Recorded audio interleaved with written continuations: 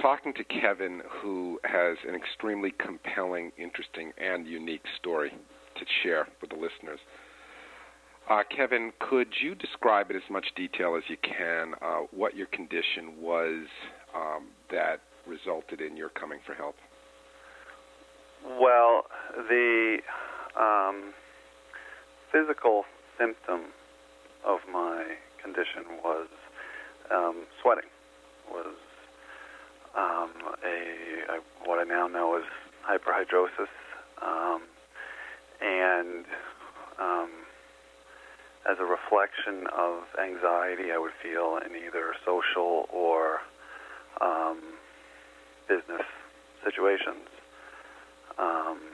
And I would have episodes that would be unpredictable, meaning I could be in a situation where I might expect to feel anxious or stress and have no symptom, or I could be in a situation where I would think or I might predict that I would be comfortable, and where I would have symptoms of anxiety that would be manifest in sweating.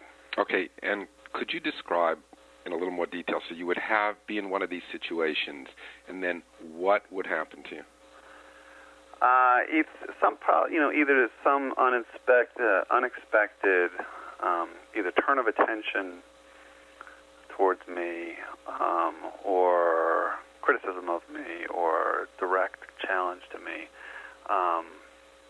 would either catch me off guard or catch me in a way that I wouldn't expect it, and my body temperature would rise. I would feel sort of a fight or flight reaction, and I'd start to perspire.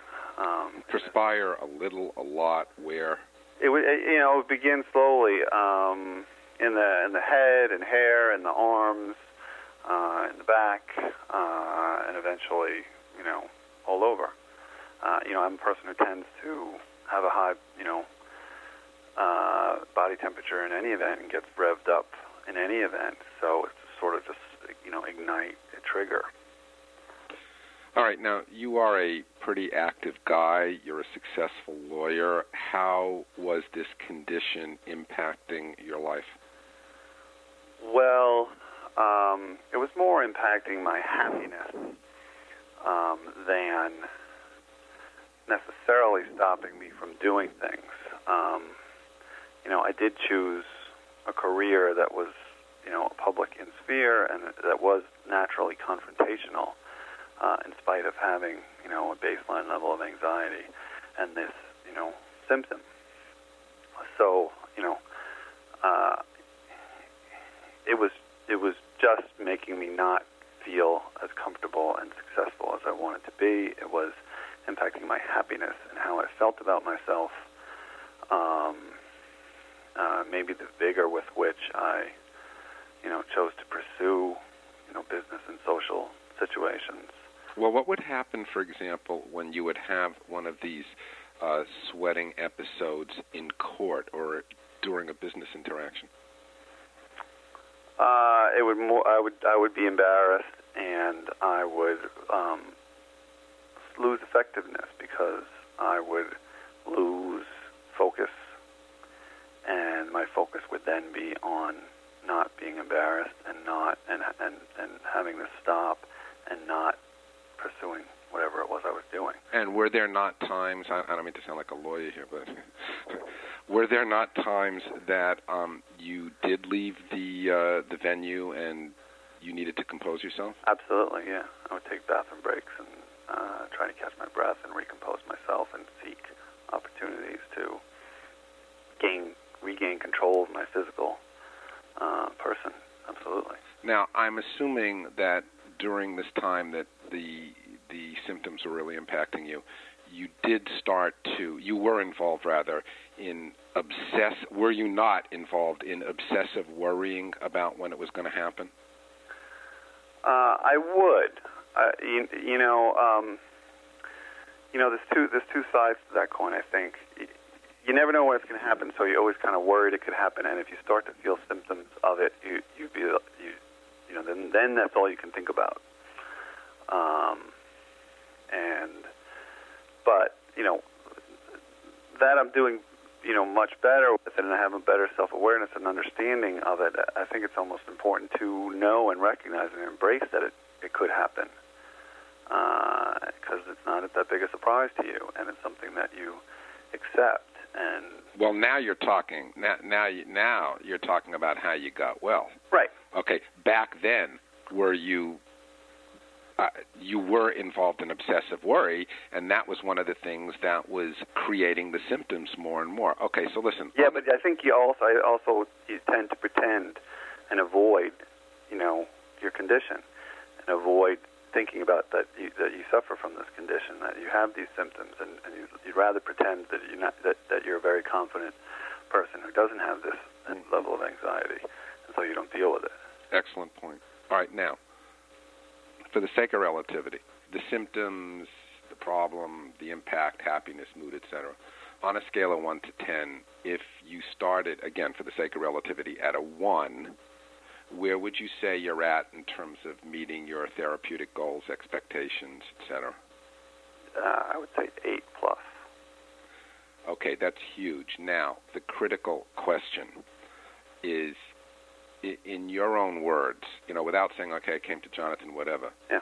Can you describe how you got to an 8, what you had to do with your thinking, your emotions, your physiology, whatever you can say to the listener? It's going to sound kind of like, oh, it's so easy, and I mean that sarcastically. For me, it's been a matter of accepting it, and understanding that I have a physical symptom that comes with adrenaline, and also is paired with anxiety, and it can go good and it can go bad. But I have to know that is a way that I react, and to work with it. Okay, talk about, because this is very confusing for most people, talk about the acceptance dynamic. Part of what would make me anxious and sweat is when it would start. You'd start to worry about what are people going to think about me if they can see me sweating and seeing me being nervous or anxious, and then it sort of feeds upon itself. When I start to let go of, well, I don't really care if people see me sweat, or I'm going to have to live with the fact that people might see me sweat, then I become much more in control of the level and frequency of whether I do sweat at all. You told me a situation recently where you were at work, you were in some kind of meeting, yep. And you did sweat. You felt the sweating happening, and you were able to do something that really aborted the cycle. Well, I was in the middle of something, and I was presenting, and there was no opportunity for me to really leave or try to gain control or flee, I guess. So to not fight, but to flight, engage in flight. And, rather than just sort of sit there and crash and burn and be a sweaty, ineffective mess, I decided I'm really going to care more about doing a good job of what I'm doing right now, which I know I'm very good at. And if I sweat, well, everyone's going to, have to understand that and live with it, because, that's who I am. And the sweat slowly started to subside, and I did a really good job. And, people saw me sweat a little bit, but, I think at the end of the day what they saw is somebody who did an awesome presentation. Great. Can you just go for another moment?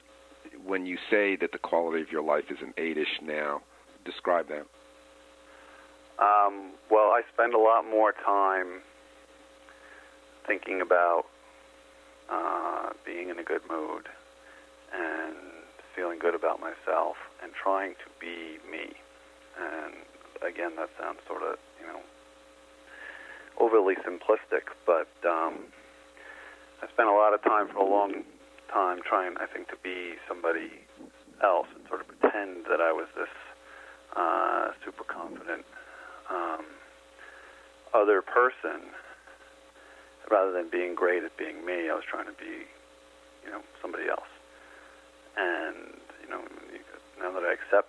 flaws, and I can be a lot better at the things that I am good at.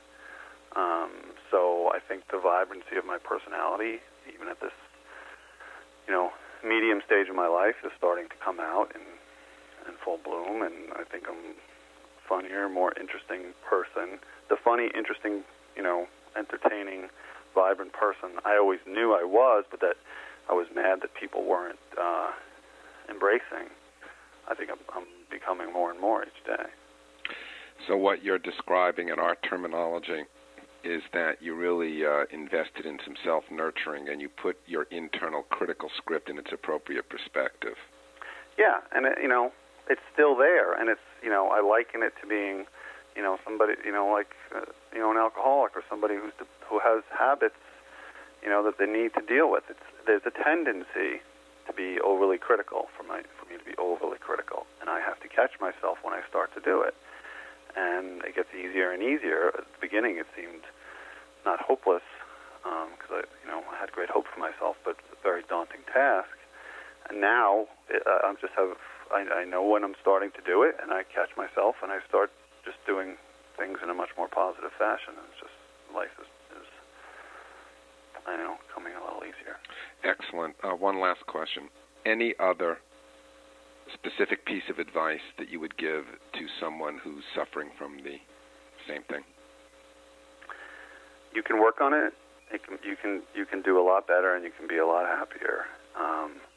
You just got to take a little bit of a leap of faith in yourself, and leap of faith that people will really cut you a lot of slack if you try to share yourself with them, and don't run away.